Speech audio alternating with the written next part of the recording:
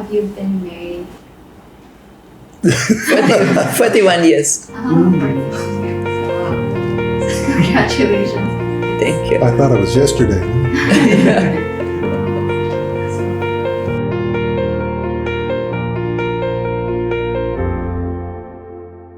Yeah, my upbringing was in the military because my father was an Army or an Air Force officer. He was a bomber pilot in World War II. So I grew up on military bases, and military people travel. So I did a lot of traveling, changing bases. And also we went to church every Sunday. So we were a church-going military family. And so those two values merged very nicely for me, and also in America, where your love for your country and your love for God, and also your love for your parents, apple pie and things like that, they're kind of all mixed together. So I grew up with that, that environment of I love God, I love my country, and I love my mom and dad. I grew up in Austria on a farm, and I am the oldest of 8 children, and we had a 3-generation family. And I helped a lot my father because I was the eldest, and he had a lot of work on the farm. And even when I was 5 years old, already he let me drive the tractor and help to pick up the pails on the field, because the adults were putting the pails on the wagon that the tractor was pulling. I just had to drive. And so we had also relatives all around us. So like a big extended family living in that area. And my mother, she loved to visit relatives. So like on Sunday after going to church, we had lunch, and in the afternoon my parents took a nap, and then we went to visit somebody. So yeah, it was very happy and problem-free time.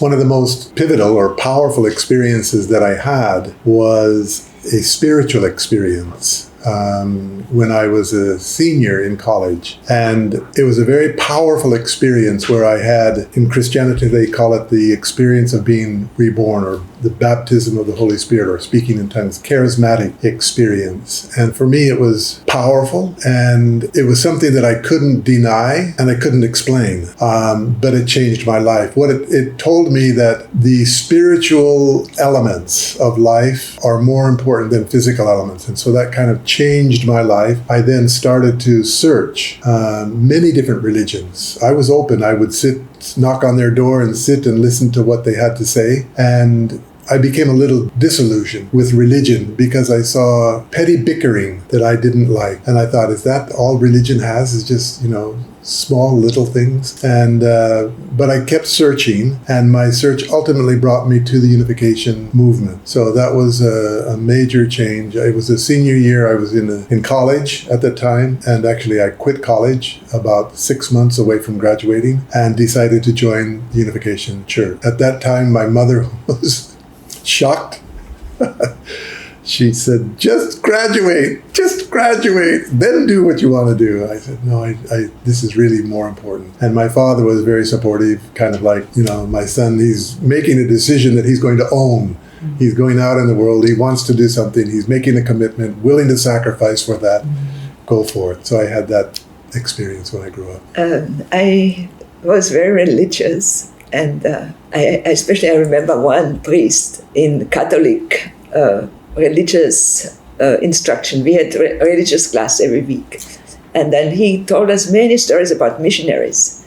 And then even like he said, who do you think would be good to be a missionary? And then I thought I would be very good for being a missionary.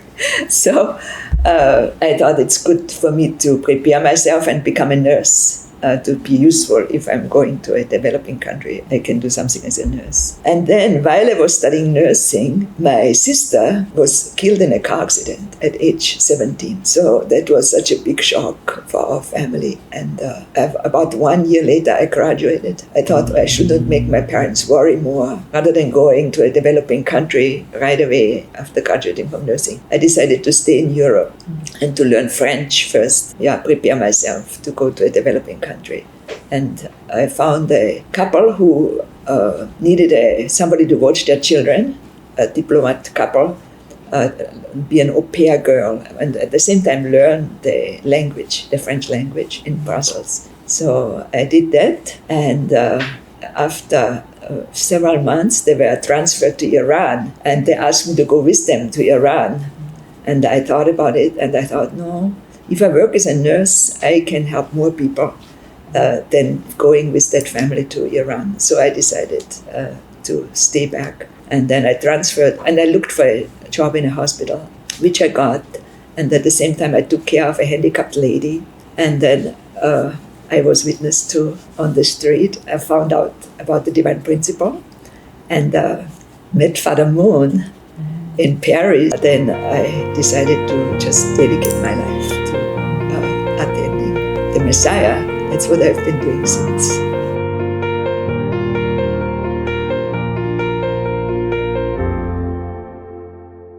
While I was growing up, both in junior high, high school, and college especially, I was a swimmer, competitive swimmer. So that meant hard training, going to the pool before school, and going to classes with red eyes because you have chlorine in your eyes, and kind of trying to look at the chalkboard. But anyway, more than that, it kept me kind of on the straight and narrow, because if you're at a high level in sports, then you can't fool around. So no parties, no drinking, no smoking, So that was the key point that kind of helped to protect me. Later on, it got me a scholarship at the University of Utah, so I did not need to pay for my college education.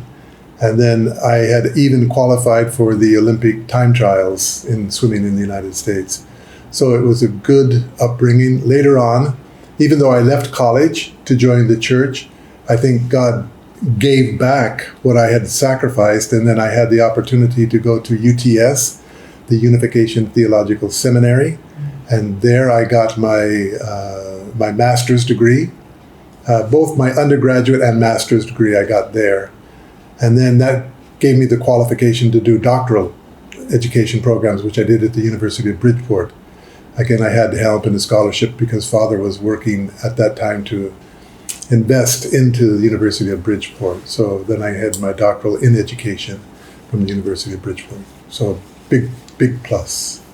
Yeah, as I said, I went to nursing school. Yeah, I did extracurricular activities, did not have so much. Milking the cow. I went to girls' schools. Once I became 12 years old, I went to girls' schools. And also in nursing school, we had one boy, but everybody else were girls. And then I went to another school because nursing, I could only start at age 18. So I went to a school for women, women professionals. And there was one boy, I think, in our class, but otherwise all girls. So I was surrounded by lots of girls. In our village, we had a youth group, a Catholic youth group. I was active with that youth group, and sometimes we did for the village, which was a lot of fun, but sometimes tiring. Yeah.